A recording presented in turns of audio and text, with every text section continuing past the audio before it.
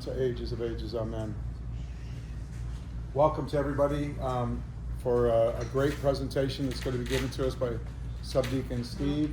And so rather than going into a lot of hyperbole and lies, let me That's just what say confession's for. that's what confession's for. That's right. Steve is a good friend of the church, a good friend of mine, and a good friend of many of yours. And so today he's going to give us a two-part presentation on the prayer of Saint Ephraim and how it applies to our lives, what we can do to really stay focused on our own spiritual development in a world which is absolutely adrift with opinions, ridiculous opinions oftentimes, and probably most importantly, distracting opinions that draw our focus away from our own spiritual life. And so if you could just give him your full attention during this time. And Steve, come on up.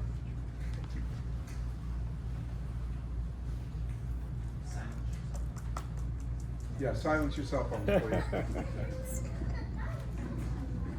Let's see here.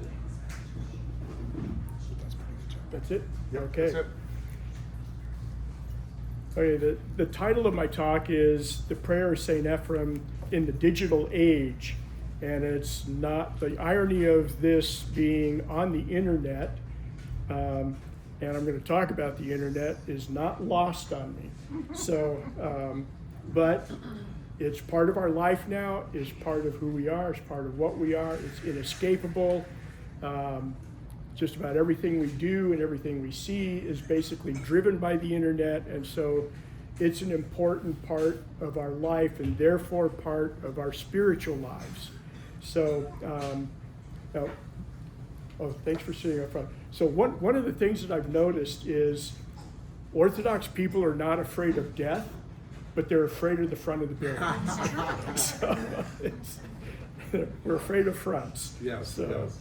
so anyway, so before I actually, excuse me, I knew that was going to happen. I'll get you some water. Thank you. So I've been on the internet now for about, what's 1995 from 2025? 30 years. Yeah, 30 years. I'm like the Rain Man, but I'm not good at math. So, so 30 years, I started off in with AOL and Netscape, all that kind of stuff, dial up with the screechy sound. And back then, we had Yahoo groups, and thank you. And Yahoo groups were basically like text-based groups where you log in and you can like type to each other. Oops. There we go. And so I was on those for several years, and then got into when other social media came out, I kind of got involved with some of that. I had the probably first I think the first Orthodox podcast on earth before there were podcasts back in 2002, I think it was, when we were doing the radio show here in Phoenix. We were recording that and putting it up on a website that Bill Gould, my co-partner on it, had built. He was into that. His job was that kind of stuff for a company. So anyway, I've been on the internet a lot. My wife will testify to that.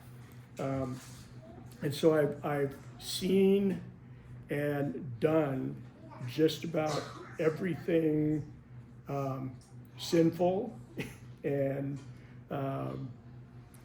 things I'm going to talk about, and hopefully some good things. And so before we start talking about us and the internet, first a few words about technology. So technology is not evil in itself. Our theology teaches that evil actually has no independent existence. Evil is not something that exists on its own by itself as a thing. There is no dark side. There is no evil stuff. The only thing evil is the absence or the perversion of the virtues. And so the angels were created good. There were no evil angels created. And so when they fell, they are a perversion of the good that God created them to be. And so everything that happens within us that is evil and everything that we create has the potential for being good. And so I remember, probably 50 years ago, we had a missionary in my old Protestant church who was traveling around and fundraising for his mission work in Papua New Guinea. And part of his presentation was he had some primitive bows and arrows, made out of tree branches, and some spears with stone heads on them. And he was talking about how barbaric and primitive these people were, and that we needed to bring the gospel to them and get them out of this barbaric existence. And so I thought about it. I said, well, these people had bows and arrows and a spear, and if they want to kill somebody, they have to actually see that person's face. They have to be close enough to them to be able to hit them with that stuff, and it had to be a one-on-one thing. It was a personal thing. And so you could kill one person at a time with their technology. Well, with our technology, we can fly over them at 10,000, 20,000 feet. We can drop a bomb, never see a face, and wipe out 2 million people. So who's really barbaric? Well, technology has given us the opportunity and the ability to use that same power and that same force to do some really good stuff or some really evil stuff. So technology in and of itself is not, an evil thing. There's a lot of good that can happen with it. So the internet doesn't create our passions. The internet is not the thing that makes us evil. The internet is the thing that brings out our passions. The internet is the thing that fishes into my heart, fishes into my psyche, fishes into my past, fishes into my issues, fishes into my, my upbringing, my concept of the world. And it goes in there and it grabs something and it yanks it out and puts it on display for the entire world to see. And so we have a much greater opportunity and a huge audience for our stuff. And of course, all of our stuff is, we think, is really good and really worth everybody seeing and knowing about. And so we stick it out there, and anybody with a phone or a camera, or you don't even have to really have internet. You can sit in Starbucks and not even have an internet account, and become a worldwide famous teacher, guru, jerk, whatever. You can be anything on the internet with a very minimum amount of access and money and even relationships. And so part of the problem with that is that the internet is faceless. We are essentially anonymous entities on the web. Nobody really knows who we are. There's a cartoon that I saw years and years and years ago, and there's a dog sitting in front of a computer, and he's talking to another dog sitting on the floor next to him, and he's smiling. He says, "Nobody's a dog on the internet." And that's basically true. None of us on the internet are really who we are, sitting right here, looking at one another across a table with a plate of chips and salsa. So that's that's an entirely different entity from what we put out there to the world to see. And so there's a degree of anonymity. We have this like a false self that gets reinforced, that gets likes and thumbs up and all of that on the internet that we probably would not get if we were sitting with our mother at supper. So that in itself is an issue. But the other thing that happens on the internet, and so I've been a teacher way back in the Protestant church for years, and then I became eventually a teacher in the Orthodox Church. But one of the issues that I had in converting to the Orthodox Church was that if I knew that if I converted and I didn't have one of these, nobody cares what I say. Nobody has any interest in what I'm talking about if I don't have a black robe. And I knew that.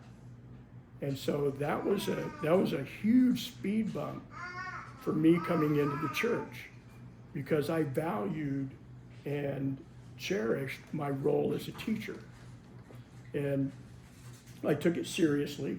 I read James, let not many of us be teachers because we incur a greater judgment. It was a serious thing to me. And so not being able to continue that ministry in the Orthodox Church was an issue for me. But then the internet comes along. And now I don't have to have qualifications. I don't have to have a board of elders that's going to sit down with me as a teacher in my church and say, you're not going to teach in our congregation. You're not going to occupy a classroom and stand up in front of a group of people because you're not qualified. You're teaching false doctrine. You are disruptive. You are factious, whatever. You are not allowed to teach. And so if I wanted to teach in a congregation, I had to have a good relationship. I had to have qualifications. I had to be teaching truth according to whatever the truth was there. And I was vetted. And I was supervised. Believe me, I was supervised in my Protestant church. But I had to get permission. And if I wasn't a good teacher, and if I was teaching, false things, and if I was rabble-rousing, there were consequences. On the internet, there is none of that. None. You can teach 50 million people on the internet and not have one hierarch, one priest, one bishop, anybody that's going to stop you. Now, as an aside on that, if I ran the universe and if I ran the church, every bishop would have a department of internet stuff, and they would have some guy, whoever, with about 50 sock puppet accounts, and they would befriend every seminarian and every person who walks through that door and says, I'm here to be a priest, which just about every young man is one of those people. I was one. And that bishop's office would basically befriend these people on the internet, watch them, see who they are, see what they're putting out there, see how they react in comment boxes, and because that's who they really are. That's who they're going to be in running a parish. And believe me, I've seen it. So, one of the qualifications of being a presbyter, one of the qualifications of becoming a priest in the pastoral epistles. Thank you. One of the qualifications of becoming a priest in the pastoral epistles to Timothy is that you have to have a good reputation in the world. That is rarely followed through with by our hierarchs. My son is a priest, and nobody from the church contacted his family, me, his mother, his brothers and sisters, his former employers, his bandmates, his high school teachers.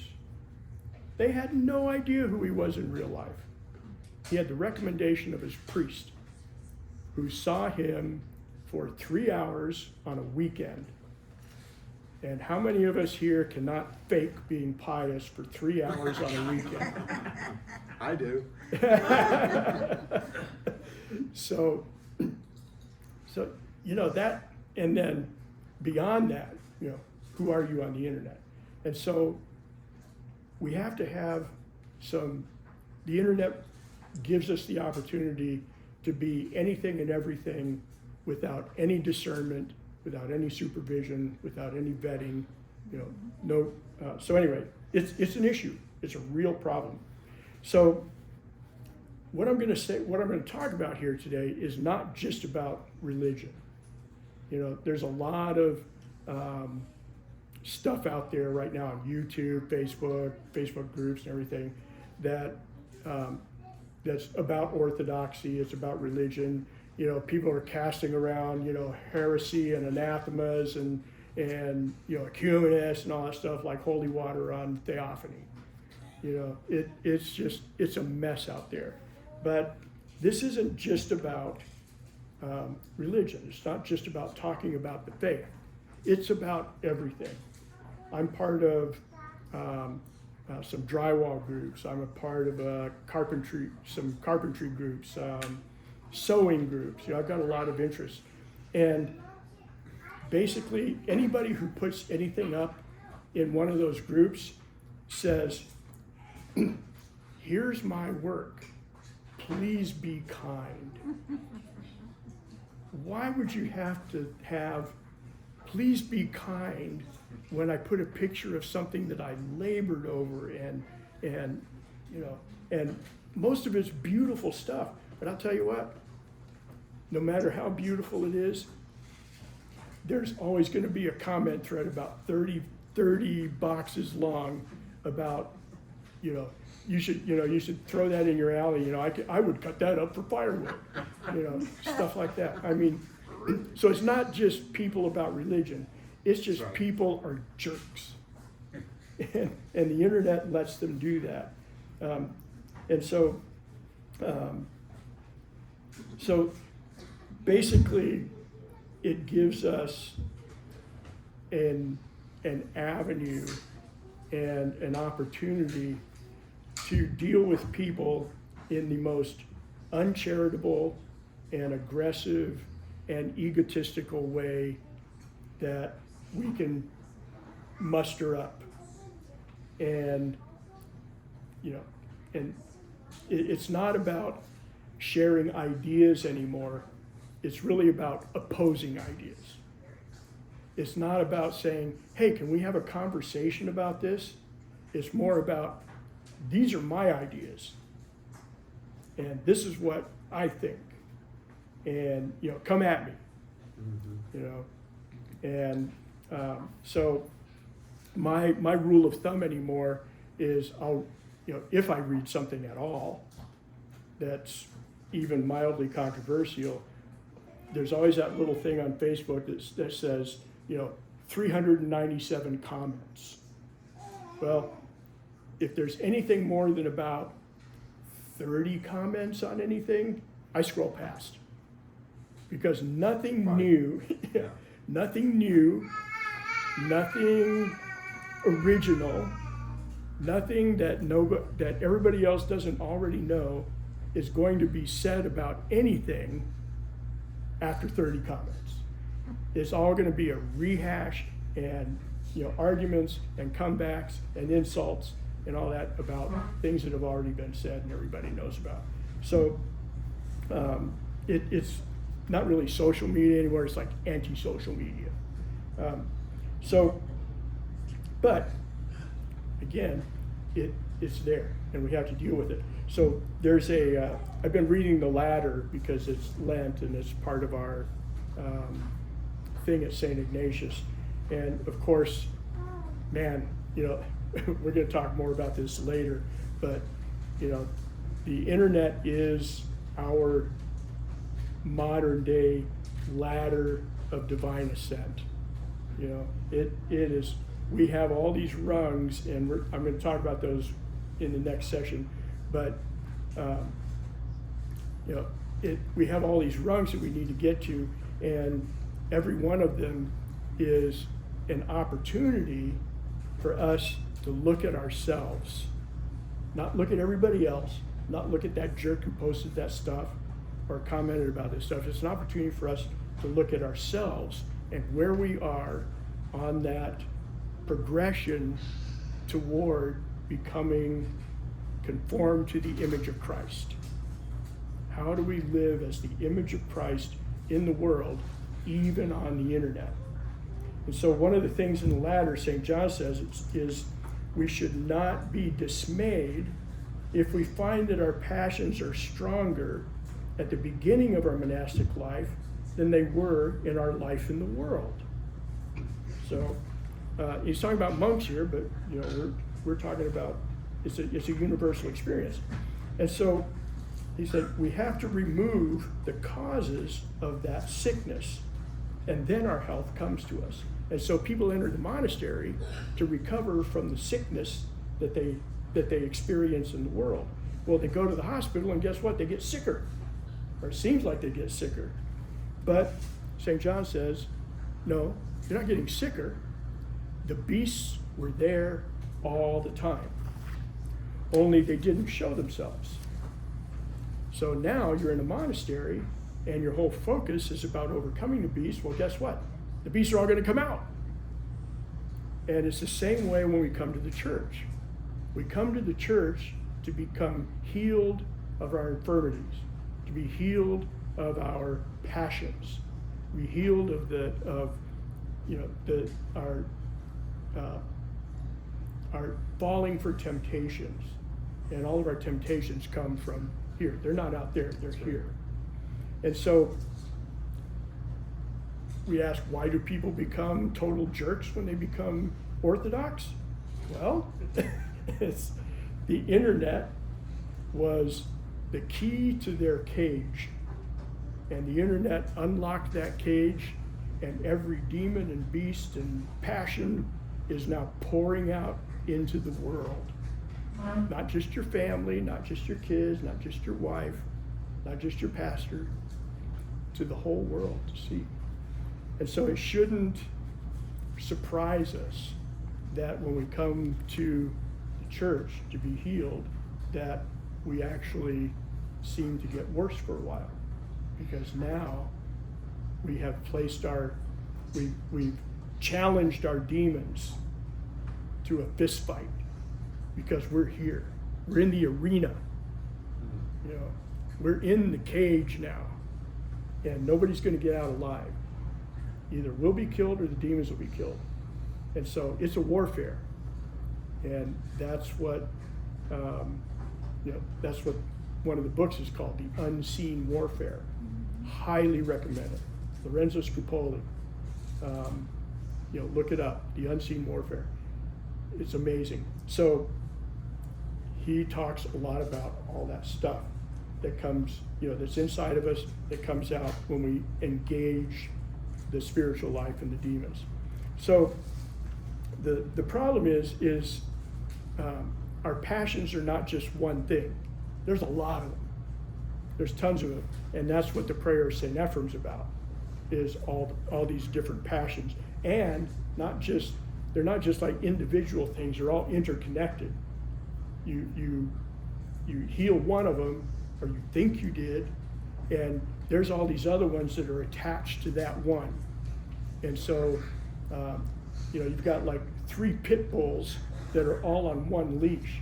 Well, you pull the one leash and you think you got that one under control. Well, guess what? You got the other two that are just, yanking on that same chain, and they're all connected. So, the passions are like playing whack-a-mole, with your inner life. You got one pop up, you bang that one down, and all of a sudden, you got this other one. I've finally mastered fasting. Well, guess what? Your vainglory just, just came up. And that they talk a lot about that kind of stuff. We'll be talking a lot about that too. So, St. John Cassian, and this is going to kind of summarize this section here. He says, our seventh struggle is against the demon of pride, and it's difficult to fight against because it has many forms and appears in all of our activities. In our way of speaking, how does that work? You ever met a newly Orthodox person that talks like this? Forgive me, brother. Lord have mercy. May it be blessed. You didn't talk like that when you're a cashier at Walmart. Why are you talking about that like that in the church? Because it's pride. It's an ego thing, or a weak ego thing, actually. But anyway, so how we speak, in what we say, or in our silence, in our spiritual work, in our vigils and fasts, in prayer, in reading, in attending services, in our stillness, in our long-suffering. And when the demons cannot seduce a man with extravagant clothes, it tempts him by means of shabby ones. How does that work? That's good. So there's a story in the Desert Fathers where a monk had this really ragged robe he'd worn for years. There were holes in it, and it was dirty and all. And he would have pilgrims who would come and say, Father, I brought you a new robe. Your old one is so worn out. And he would always turn them away. And one day, one of the fathers came down out of his cave and saw that happen. And he went up to the monk and he said, Brother, I can see your pride through the holes in your robe.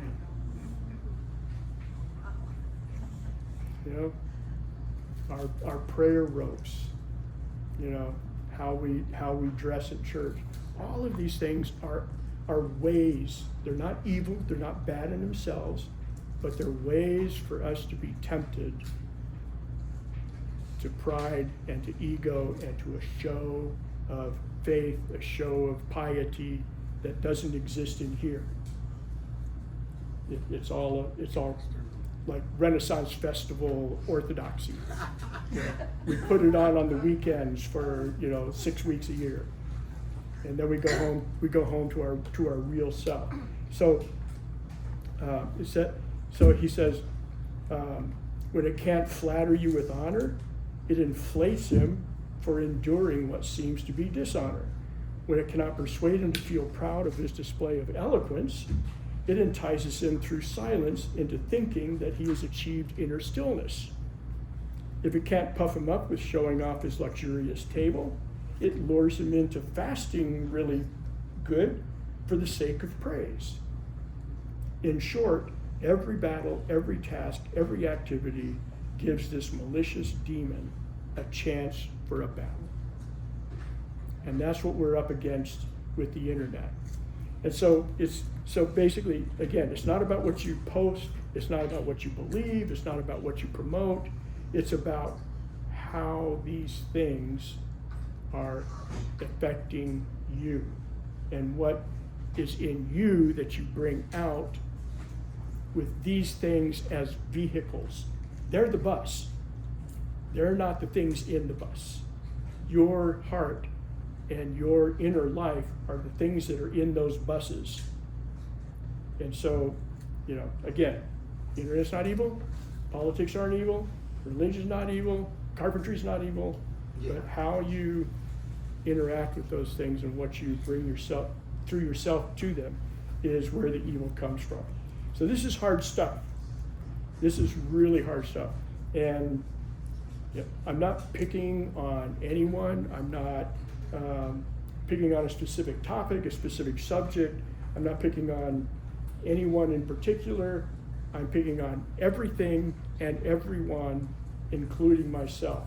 When I was preparing for this for the last 3 or 4 weeks, it was challenging. There was some hard stuff for me to look at myself. I'd read something in one of the sayings of the fathers, then I have to go back to my comment boxes and go, oh man. So yeah, it's all about I'm there. So prayer of Saint Ephraim. We're going to do this in 2 parts. We're going to do the take away from me, and then we're going to go rather give me. So first part is take away. And this is what we're going to talk about, asking God to remove from us. O Lord and Master of my life, take from me the spirit of sloth, despair, sometimes translated faintheartedness, lust of power, and idle talk. So if you ask God to take something away from you, be prepared. Because you just prayed for it, and God answers prayer. And he's going to give you every opportunity to not be slothful, not be faint-hearted, not to lust for power. He's going to offer you, you're going to get offered power, and you're going to, whether you grab it or not, we'll see. And idle talk. That one right there should just like put a spear in your forehead. But we'll get to that in a little bit. So sloth, take from me the spirit of sloth. What is sloth? Well, sloth, we think of the 3-toed sloth, and the really slow, and and the lazy person. We think of sloth as just being lazy, and that's kind of true. That sloth is laziness or just doing things in a lackadaisical manner. But it's like the second law of spiritual thermodynamics. Everything kind of winds down. Everything starts off great, and it just kind of trickles off into a whimper. And that happens because we're not attentive. That happens because we're not paying attention to ourselves. We're not recognizing when we're being tempted to wind down, when we're doing this instead of what we know we should be doing. We've given up the battle. We've given up the fight to stay on an equilibrium, to stay strong, to stay in the pocket of our spiritual life. And so when I think it was Hebrews, talks about the boat that just is blown about by every wind. You put up the sail, you come to the church, but there's nobody at the rudder. There's nobody guiding. The winds are everywhere, but unless there's somebody manning the sails, you're just going to go wherever the wind takes you.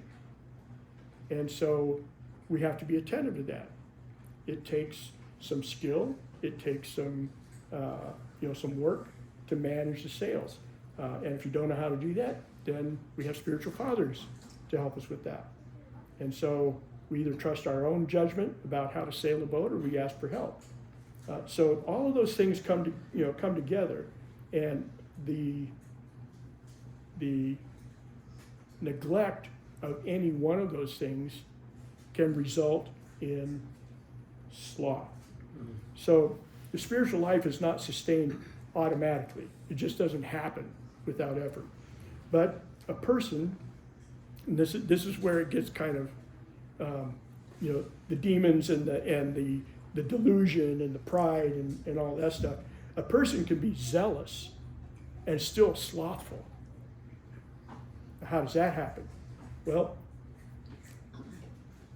if you are in a state of feeding your ego, what are you going to do? You're not going to do the hard stuff. You're going to do the easy stuff that gets your ego fed. And so you have your priority is not your spiritual life. Your priority is your spiritual life in front of other people. And your efforts are not put toward the things that are important for the good of your soul. They're put forward into the things that get you seen, that get you noticed, that get you popular, that get you thumbs up, get you likes.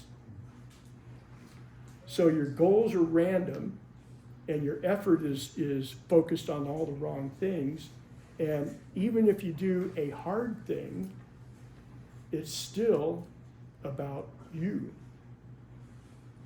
You can do the hardest thing on earth. You can spend 40 days on bread and water during Lent, and then undo the whole thing because you post on Facebook, I fainted on Holy Thursday because I was only eating bread and water for all of Lent. Boom, virtue signaling. And so that's sloth. That's laziness.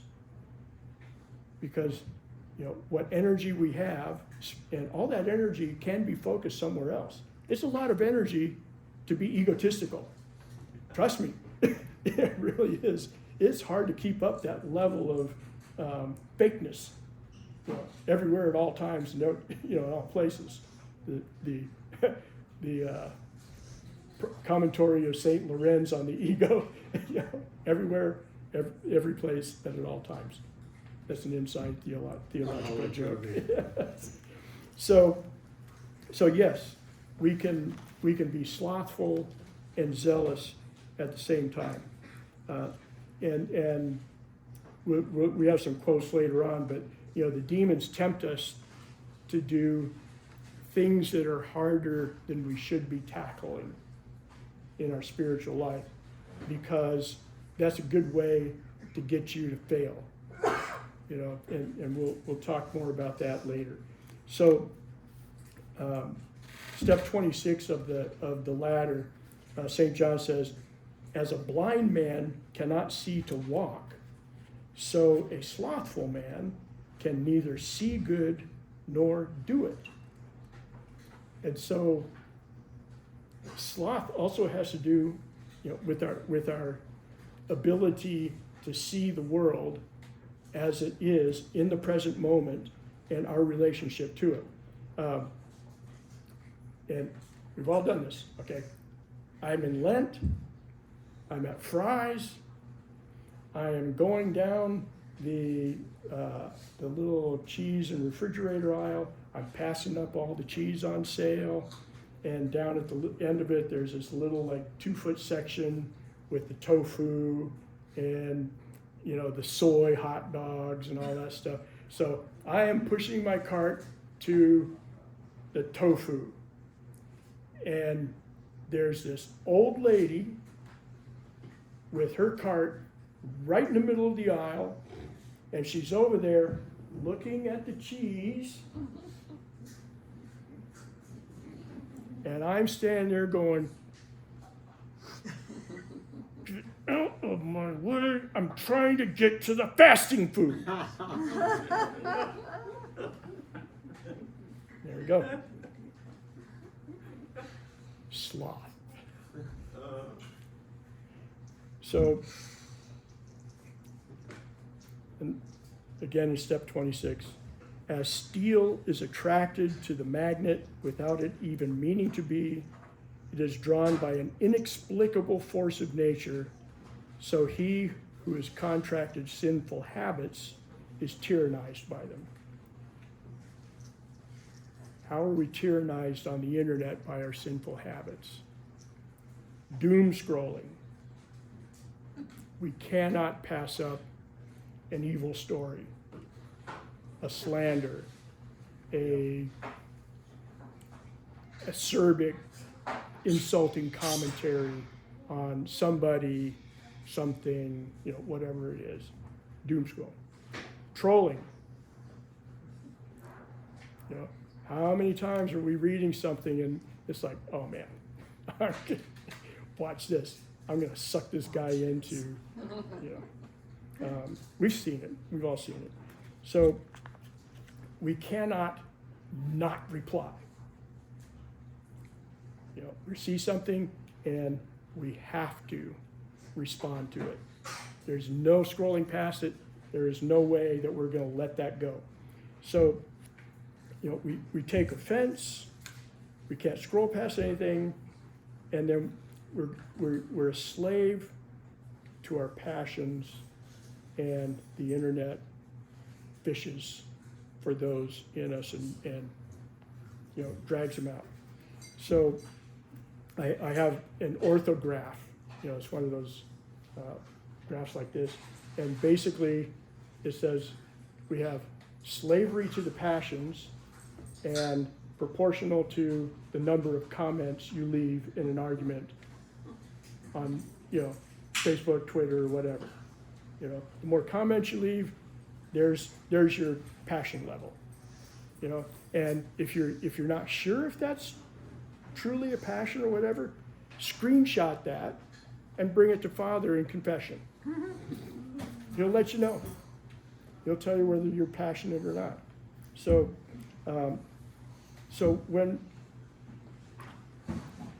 if we think we're holy, this is why we have spiritual fathers. This is why you have spiritual directors. People who will call us on our stuff, call us on our illusions, and point us in the right direction, focus our energies, focus our efforts on things that we can accomplish, not things that we're just, St. Paul says, boxing wind, which is, it's a lot of effort to box wind, and you're worn out, but you haven't accomplished a thing, and you haven't won any battles.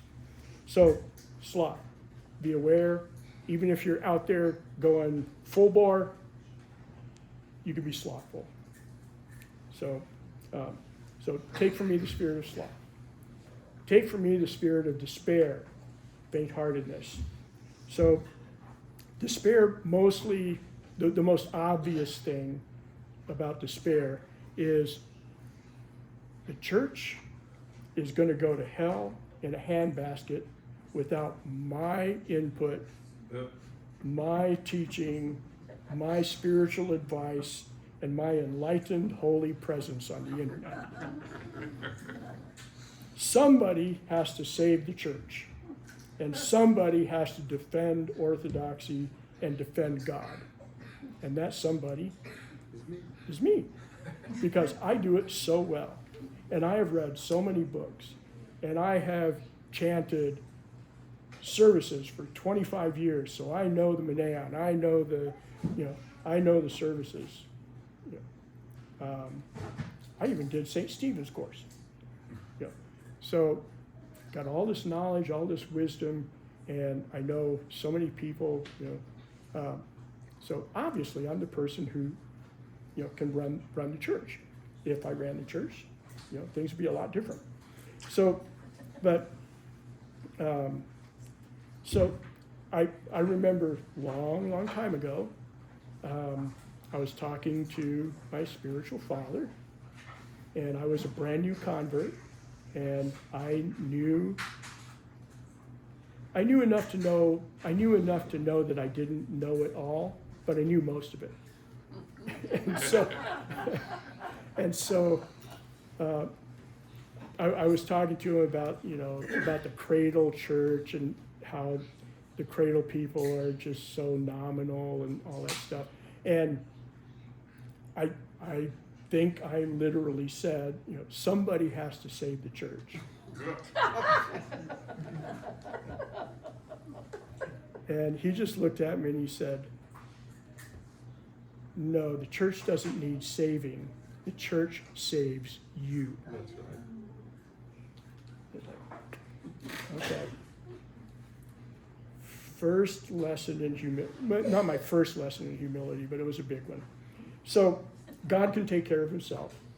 The church can take care of itself. It has taken care of itself for 2,000 something years, even with all the issues and problems and, crappy bishops and heretics and, persecutions and all of that, guess what? It's still here, and we're here because the church got through all of that. I was talking to Father Michael Alexa of blessed memory, and I was, again, newly Orthodox, and so I was talking to him. He was a speaker at a seminar, and so I sat with him at lunch one session, and he knew a lot. He knew a lot about Russian church history and everything. So I figured I'd show off a little of my theological chops to him. So I said, so Father, what about this Sophiology, the Bulgakov controversy in Russia? What was that about? How did that work out? And new convert talking about Bulgakov, got him. He said, oh, Bulgakov, that only lasted 70, 80 years. It's blip on the screen. And I went, wow, wait a minute. This was like a divisive, theological war in Russia, and he just dismisses it and goes, it only lasted 80 years. And so that's the Orthodox perspective. It took 400 years to get to the First Council of Nicaea. It took 200 years for the iconoclastic controversy to get resolved, and then another 200 years after that for everybody to buy into it. The church has been through all this. Your argument on the internet that's going to last the argument du jour and might even last 1,000 comments, it's going to be forgotten tomorrow. And it didn't move a blip on the screen in Orthodoxy because you weren't even a split second. The church has survived a whole lot worse than what we're going through now. And it will come through this without our help. So truth does not create despair. If we're zealous for the truth, if we think we've got to get the truth out there, well, truth doesn't cause despair. Saint Isaac the Syrian says, someone who has actually tasted truth is not contentious for truth. Interesting. Someone who is considered by people to be zealous for truth have not yet learned truth. Because once you have truly learned the truth, you will cease to be zealous on its behalf. And the truth of the matter is, the gates of hell will not prevail against the church. And we are not the gatekeepers. Jesus Christ is. And so, I'm not the fourth person of the Trinity. I might be the fifth or sixth at times, but I'm not that. So faint-heartedness is really about weakness. Faint-heartedness is kind of like are there anybody here who's too young to know who Barney Fife is? So, Barney Fife, Andy of Mayberry. So he's Andy's deputy, and he's this wimpy guy. He's awkward. He's embarrassing. He's socially inept, and he has one bullet in his gun. And he wields that one bullet as if it was this, like Thor's hammer. It's his claim to power. So he had this Barney Fife syndrome. It's the little man with the big presence. At least he thinks it is. And he struts around with it. Well, that's faint-heartedness. That's the fear of losing, the fear of being embarrassed, the fear of being humiliated, the fear of looking ignorant, of being exposed. And so it's all covered up with this fake facade of authority, of knowledge, of spirituality, and all that. That's faint-heartedness. And so there's a story in the Desert Fathers. A brother visited Abba Victor, the solitary, and he said to him, "What shall I do, Father, for I am in the grips of the spiritual disease of faint-heartedness?" The elder replied, "This is a disease of the soul. Just as those who suffer from ophthalmia have the impression that they see more light than those who are really healthy see." So basically it's a condition, it's like having your eyes dilated. You know, you have the same light here, but your perception of it is blinding. Okay, so those with faint-heartedness quickly take offense at some small neglect or small insult because they think of that thing is of great importance. So a sign of faint-heartedness is when we see something, we attach a whole lot more meaning and a whole lot more importance and a whole lot more weight to it than it really has. You know, how many people have we, if you've had any relationships at all, you know that person that you have to walk on eggshells around. Oh, yeah. You know, you have to really watch what you say because whatever you say, they're going to take it in the worst possible way. They're going to take it personally. Even if you say, "Don't take this personally," they're going to do it.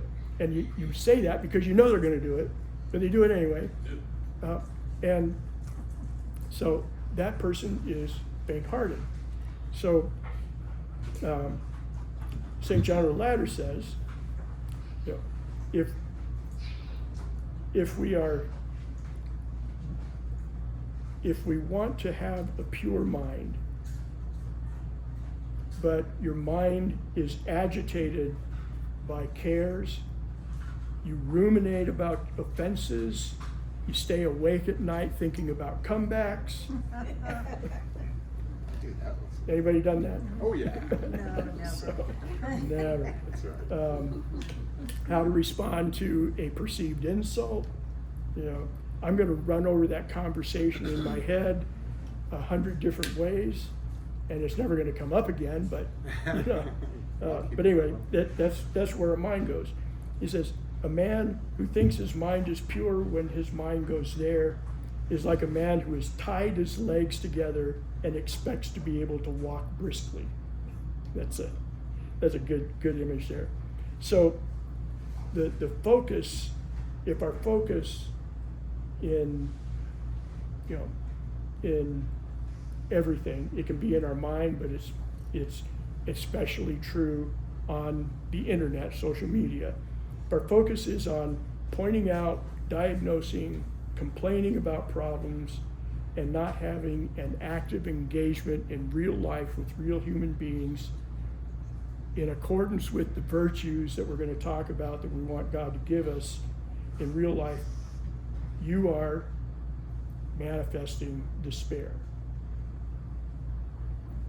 All you're doing is enumerating stuff, and you're not contributing at all to solving those things because you think it's not worth it. You're powerless. You have no agency. You have no recourse. God is not with me. And it's sloth because we don't think that we can have those virtues, we can work for those virtues in our life that would allow us to do that. So again, all these things are tied together. So here's your test. If you want to see if you're faint-hearted or despairing, look at your stuff on the internet and say, if small things bug me and I can't let something go, and you have to have the last word, and you pretty much complain and point out things that are wrong with other people, with situations, with the world, with politics, whatever it is, then you're spiritually despairing. And there's a cure for that. But we have to be able to look at ourselves and know that we're there.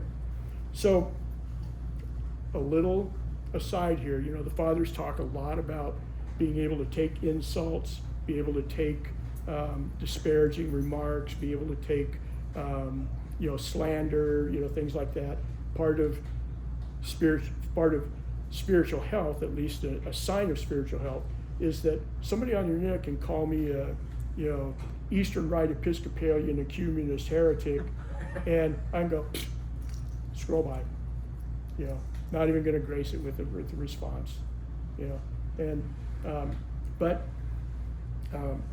that's one thing. It's another thing to be experiencing true abuse. Okay? We can endure insults, we can endure slander, we can endure all these remarks on the internet, but this is not about true abuse.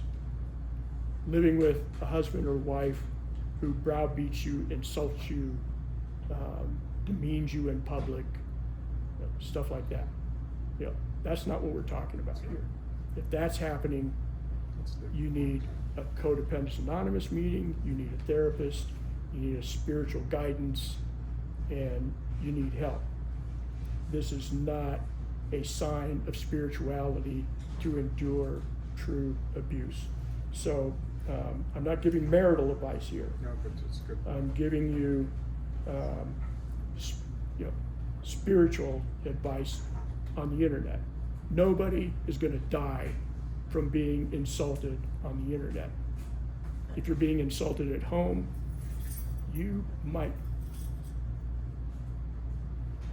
So, anyway, let's keep those things separate. And if you're not sure if you're in one or the other, talk to Pilate, he'll let you know. Okay, take from me lust of power. Oh man, I like this one. So, oh man. So lust of power, I mean, that's so self-explanatory. It's the love of authority, the love of respect, the love of admiration, the love of being the dominant personality in the room, having superiority over everybody else. You have the prestige, all that stuff. So, and I say this because this is pretty much my first experience with lust of power. So I wasn't even Orthodox yet. We went to Santa Barbara for a missions conference like 25, 26, 27 years ago. And Father Peter Gilquist was talking. I met Father Michael Alexa. And so we walk into the hotel lobby, and there's this guy sitting in a chair in the lobby in a black cassock. And I looked at that and I went, oh, baby, baby, baby. That's cool. I want one of those. And so cassock envy. And then, to boot, I'm, talking to people. We're meeting a lot of people, a lot of Orthodox people there, and so I'm talking with this couple, and we're sharing stories of our conversion and what we're doing and blah blah blah. And this lady looks at me and she goes, "You should be a priest." I went, "Oh yeah, somebody else got some too." Well, that wasn't wisdom speaking. That was Satan speaking through her, because he knew. Get your ego. Got me right there. Got me. And so, what is it with this stuff? What is it with this? Well, it's sloth. It's despair. Because this, if I'm given it, means I don't have to have any qualifications. I don't have to do any work. I don't have to have any real relationships. I don't have to earn anybody's respect. I don't have to even behave myself, really, because everybody basically bows down to this. I have instant street cred. I have instant authority. I have instant respect.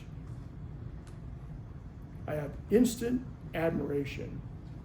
I am instantly in charge.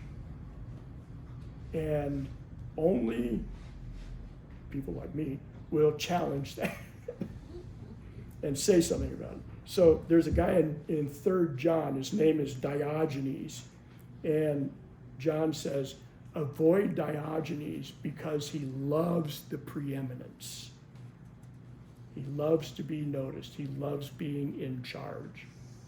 And there's a lot of that in our hearts. And so, those are, Diogenes would be on YouTube with a channel. He's an influencer. And he's going to have 150,000 followers or whatever. But this is the first temptation. Satan comes to Eve and says, eat this, very simple thing, great in and of itself. Eat this and you will be like God. Not only will you be like God, have all the power, the authority, and all of that, you will know good from evil. So not only will I be like God and able to squash things, I'll know who to squash. I know who's good and who's not, who's worthy of being left alive and who's not. So this is lust of power. Eat this apple, wear this cassock, act like this in church, use this pious language, drop this name. Oh, my spiritual father is Elder Ephraim. Oh, well, if that's true, how come that tree has such rotten fruit?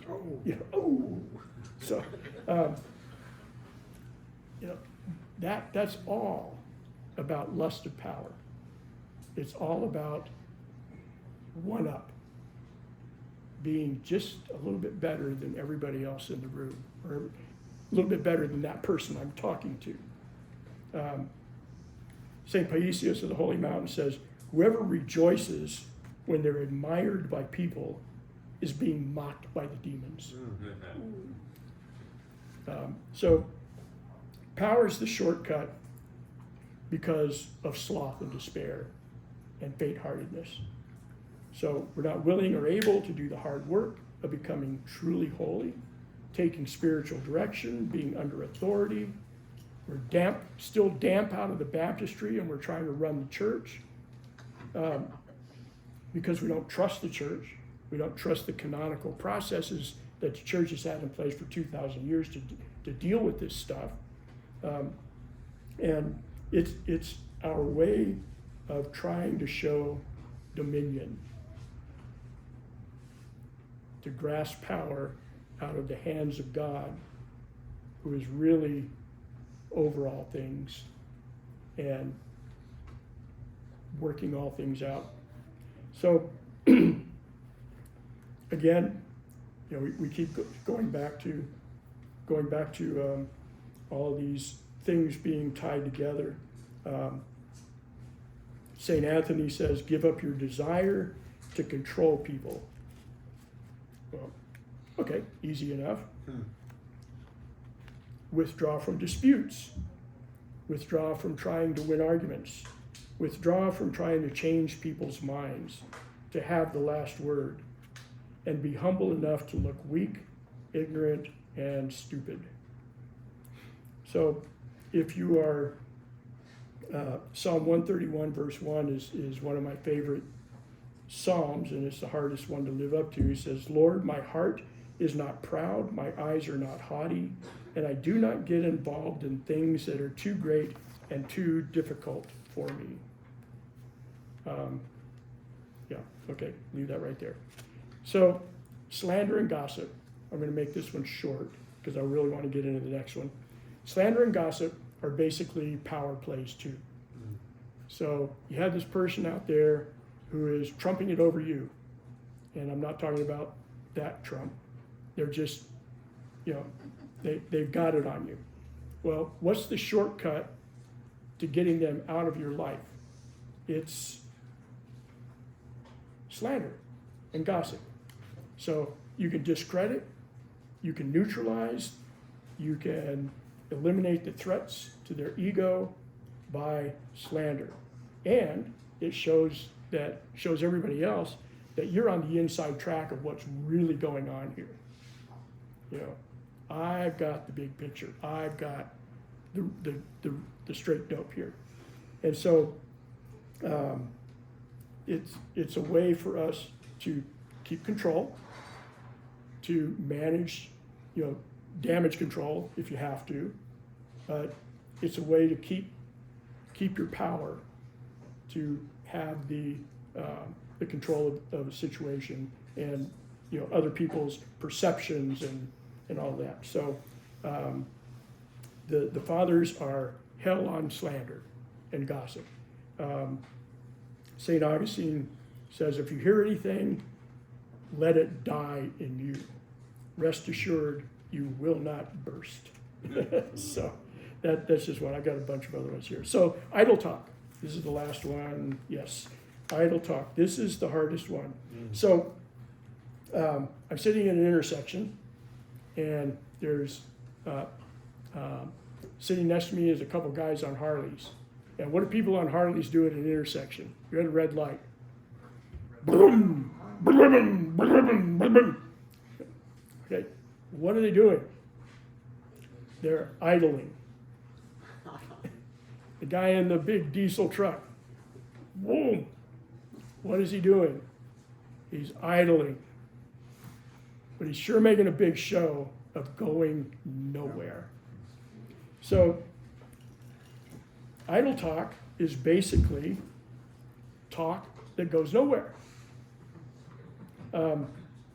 We're argumentative, we're acerbic, we're mocking, condescending, we're insulting, and it doesn't move the needle on anything or anyone except your passions. Idle talk. So, the St. John and Ladder, when you leave your cell, be sparing with your tongue, because it can scatter in a moment the fruit of many labors. And so when you sit down at your keyboard, you know, kind of look at your life as your cell. And when you sit down on your keyboard, what are you doing? You're leaving your real life, your one-on-one, your real flesh and blood relationships, and you're going out of your cell into the world. I mean, the world, because it's all accessible to you on the internet. And so when you sit down at your keyboard, you're leaving your cell of your real life and actual flesh and blood people, and you're going out into an entire faceless digital world. And one comment can undo an entire lifetime of relationships. And so watch your keyboard, watch your tongue when you go out into the world. Abba Joseph once remarked, I love this one, the most useless persons he ever encountered were those who just had their first religious experiences, for they were insufferably arrogant and cocksure of their spirituality.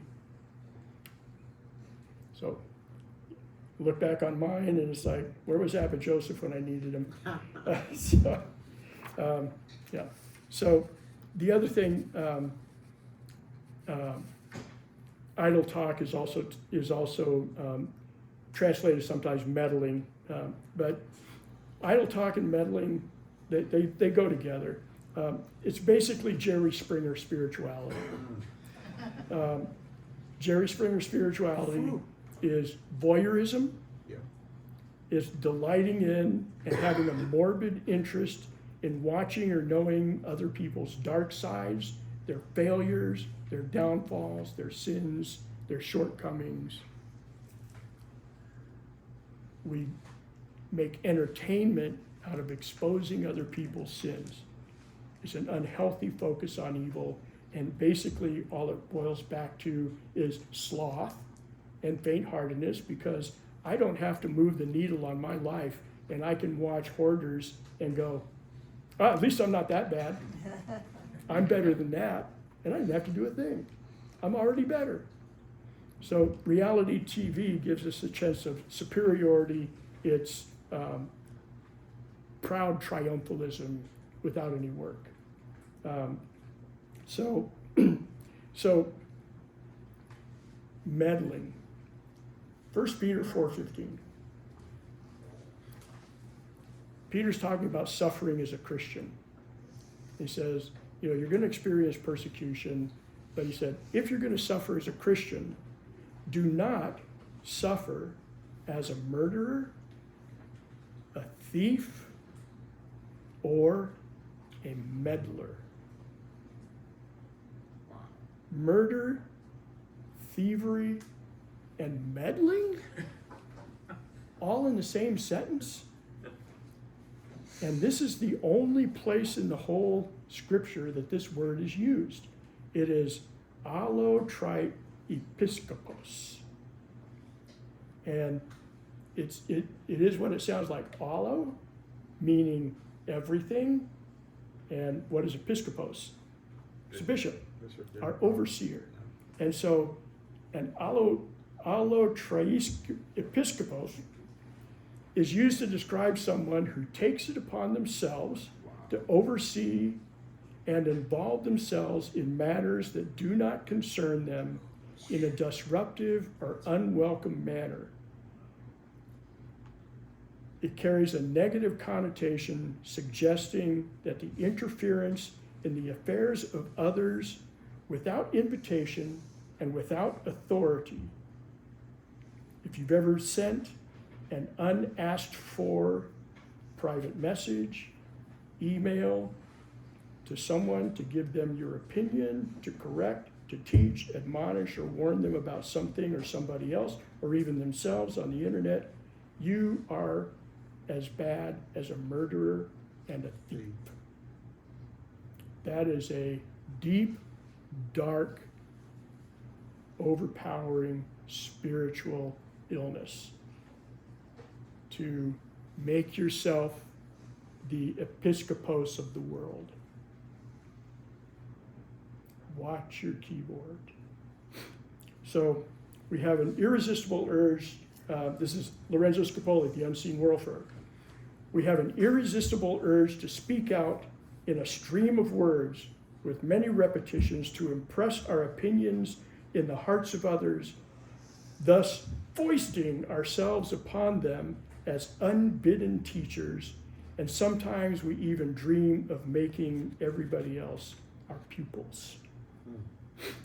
Elder Porphyrios, but these people need to be taught. These people need to hear the truth. Elder Porphyrios,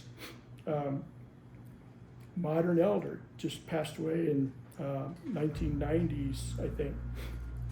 He said, I do not speak to Christ with anyone unless they ask me to speak to them. The elder would say this not because of his ego, but because he said he has respect for the freedom of each individual. I pray for these people. I will even work a miracle for them, but I will not speak to them. I want their soul to be open and to ask me. And if they ask, they will listen. If they're not asking, they're not going to talk. They're not going to listen. So a couple more quotes here, and then we'll wrap this up. Thank you. Let's see. I'll skip that one. St. John again. Talkativeness comes mostly from vainglory, pride, which makes us think that we know a great deal, and we imagine that our opinion on a subject or conversation is the best of all. All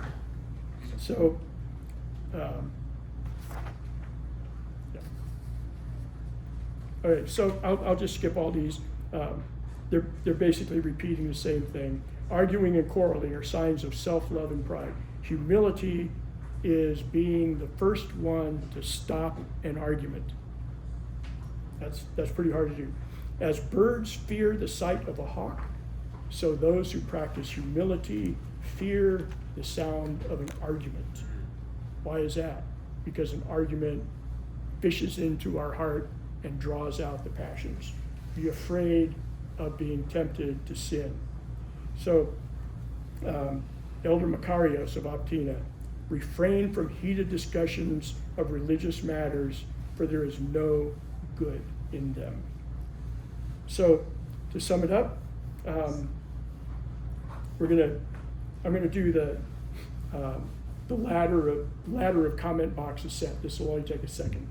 So the ladder, step 8, says, the first step toward freedom from anger is to keep the lips silent when your heart is stirred. The next, to keep your thoughts silent when your soul is upset. Lips, thoughts. And the last, to be totally calm, your heart, when unclean winds are blowing.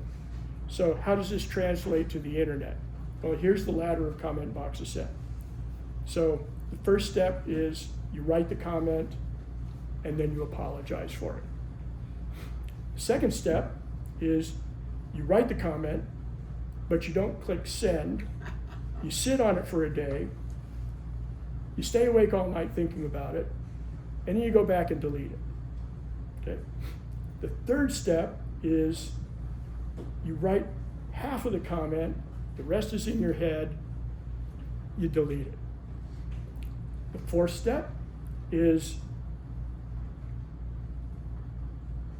you hover over your keyboard, you think about it, you think better of it, you go, nah, reach for the mouse and you scroll past. Fifth step is you read the post, you shake your head, and you scroll on by. That's, you're getting there, you're getting there. The sixth step is you read the first 7 words, 5 words of the post, you know where it's going, and you scroll on past and you don't even wonder what the rest of it was. That's when your heart is still. And so we have to be self-aware. We have to be able to look at ourselves, look at our hearts, and when we see something, we're engaged with something, when we're engaged with ourselves, when we're standing behind the old lady in the aisle at Fry's at the tofu, and we feel this agitation, this disturbance, this thing going on, this conflict, this something. You might not even be able to name it, but you know something's happening. Pay attention. Pay attention to that, because that's your warfare. That's your arena. And that's where your fight begins. And in the next session, we'll talk about the locus me, the thoughts, and how to fight all of that stuff. So thank you for your attention so far. And Father Tom will tell us what we're doing next. Thank you. Stone, you want to go ahead and we'll stop this and then we'll start a second one when we come back from the break. A friend of mine and some of the guys in the church has heard this. He had a daughter, his late teens daughter, said to him, "Dad, what do you do when you just feel like so compelled to say something?" And he had, I think, was great words. He said, "When you feel the overwhelming urge to say something, don't." Don't. And man, is that simple, but not easy, you know? The meddler comment was worth the price of admission. Yeah. Right? I mean, that's powerful. That's right between the eyes. Oh, you know, that was fantastic, yes. Well, that goes along with St. Paul talking about gossips and busybodies. Yeah, You know, that's absolutely. all Absolutely. We're going to pause comments for right now because we're going to take a 10-minute break. And did you shut that down then? Okay. So if you want to run to the restroom, we're going to let you do that so that nobody's bugging you till you're done. But we're going to go ahead and kind of just take 10 minutes to